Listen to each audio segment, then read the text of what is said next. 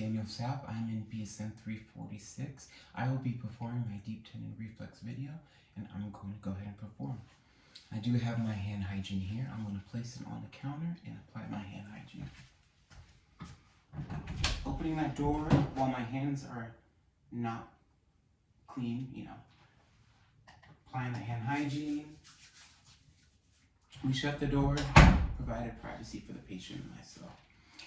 I'm going to go ahead and introduce myself to the patient and get things going. Hi, how are you today? Good, how are you? Good, thank you. I'm Daniel. I'm going to be your RN today. Can I please have you confirm first and last name and date of birth? Matt Heinsohn, 3/27/90. Thank you so much, Matt Heinsohn. I have a birth date of 3/27/90. Can I please take a look at your patient bracelet, get a second identification of you? Thank you so much. And I see you again. Heinsohn's last name, first name Matthew, and date of birth is 3/27/90. All right, Mr. Heinsohn. So today I'm going to be performing a quick assessment on your deep tendon reflexes. Any questions about those? No? Okie dokie, Matthew. So it's real quick and simple, the deep tendon reflexes. What are we assessing for, and why are these important in pregnancy? Well, in pregnancy, there is a condition that is only specific to pregnancy known as preeclampsia.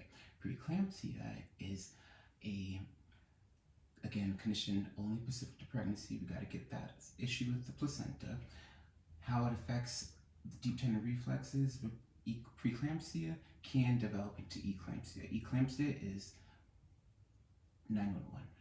That could be severe seizures, increased CNS, central nervous system activity, major complication in pregnancy. So therefore, we do need to get ahead of that. That's why we perform these deep tendon reflexes, especially during these times in the pregnancy. Any questions about that? No. Again, also, Matt, the providers, sometimes different patients do require magnesium sulfate. That is a medication that we use in pregnancy to prevent those seizures.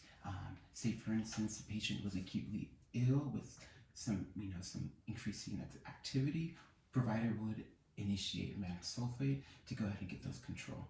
Now, we do need to assess if that medication is working too much or if it's not working enough. If it's working too much, we got to go ahead and stop that medication. If it's not working too much, we need to go ahead and perform some titration potentially per healthcare provider order and facility protocol. Now, Matthew, the deep tendon reflexes, again, what we're looking for is a connection between the cerebral cortex and the spinal cord. Impairments in those, we do see that increased CNS activity as evidenced by hyperreflexia or hyporeflexia. Okay? Any questions again about those? No. How are those graded? Good question. Absent is going to be 0. Those are not good. You know what I mean? 4+ is hyperreactivity with clonus. That's not good. What we want to see is 2+. 2+ is expected. That's normal. 0 is absent. 1+ is hypoactive reflex. They're present. 3 is hyperreactive reflexes, and 4 is going to be hyperreactive reflexes with a clonus present. Again, these are grading scales on how we grade these. Any questions about those? No. Okay, Matthew. So what we're going to go ahead and do is perform the deep tendon reflex of the bicep. What I'm going to go ahead and do is support your arm so that it is nice and relaxed. So, but first and foremost, I am going to have to assess and palpate for that deep tendon reflex. So, pardon me, I did perform the hand hygiene, so my hands may be a little cold. What I'm going to be doing is assessing for that deep tendon reflex. I'm going to have my patient's arm nice and relaxed. So it's nice and relaxed. Once I've located that deep tendon reflex with my thumb, I'm going to stretch the tendon, which it's doing, and what I'm going to do is tap with my pointed end of my reflex hammer, and what's going to happen, the bicep will elicit a response. Okay, so we got a positive response, a deep tendon reflex from my patient's biceps. Next, we will go ahead and have my patients perform the tricep, the deep tendon reflex. Okay. So again, we're going to go ahead and have my patient keep his hand nice and relaxed. So I'm supporting it. Again, I'm assessing for that deep tendon reflex. Upon location of that reflex, we will go ahead and strike with the broad end of the hammer, and the arm should extend. Okay, that's what we anticipate to see. Okay, so we got some positive reflexes from our upper extremities. Everything is as indicated and expected. We will go ahead and proceed to our lower extremities, and from there we will be checking out the patella reflex, the Achilles reflex, and as well checking out, assessing for the clonus. Okay? So your legs are already dangling for the patella reflex, Mr. Heinzen. So what we're going to go ahead and do is, I'm not going to support your legs. What I'm going to go ahead and do is assess once again for that quadricep tendon, and that should be just below that patella. And this is quite prominent. And again, what's going to happen is I will elicit a small little strike, and it should, we should get a response. Okay, so the patient's patella reflex is intact. Next, we will go ahead and perform the Achilles reflex. The patient's going to go ahead and be dorsiflexing. Patient's going to go ahead and dorsiflex. I will use the wide part of the reflex hammer to go ahead and get things going. First and foremost, I'm going to need to grasp the foot, and I'm going to have the patient dorsiflex upward to stretch the tendon. So grabbing, forcing up, and then grab the text up. Okay, and I've, located that tendon, and we're going to go ahead, and what should happen upon striking with the reflex hammer, patient is currently dorsiflexion of the patient.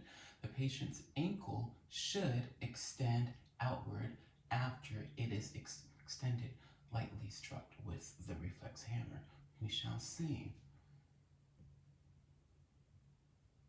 One more time, and again, we did get an illicit response. This time, let's see if it will go ahead and stay extended. Okay, so we got some positive lower extremities reflexes. We got some positive patella reflex. We received a positive Achilles reflex.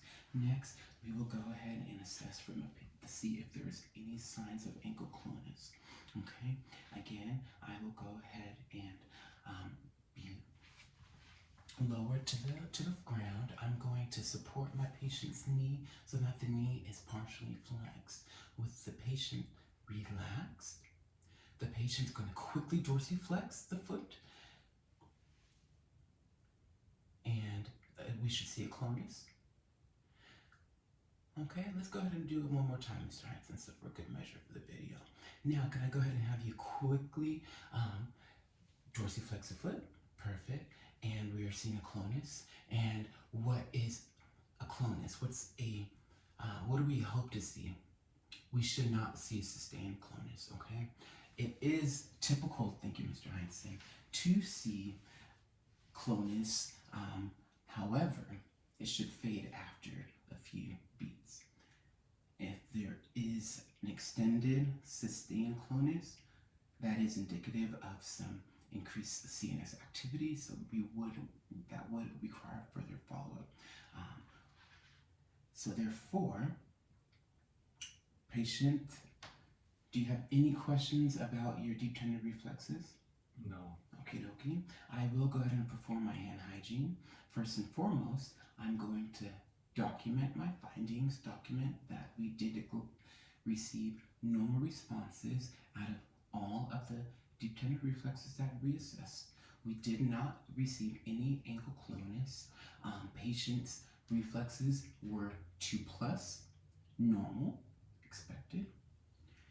We did not have any sustained clonuses. Patient didn't have any questions. No signs of increased central nervous system activity were noted. I will go ahead and perform my hand hygiene.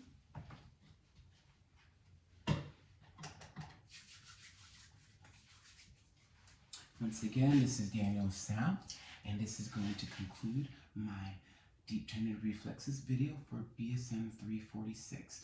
Mr. Heinsohn, you are in a comfortable position. We started out in the same position, and the patient is ending in that same comfortable position. Thank you so much.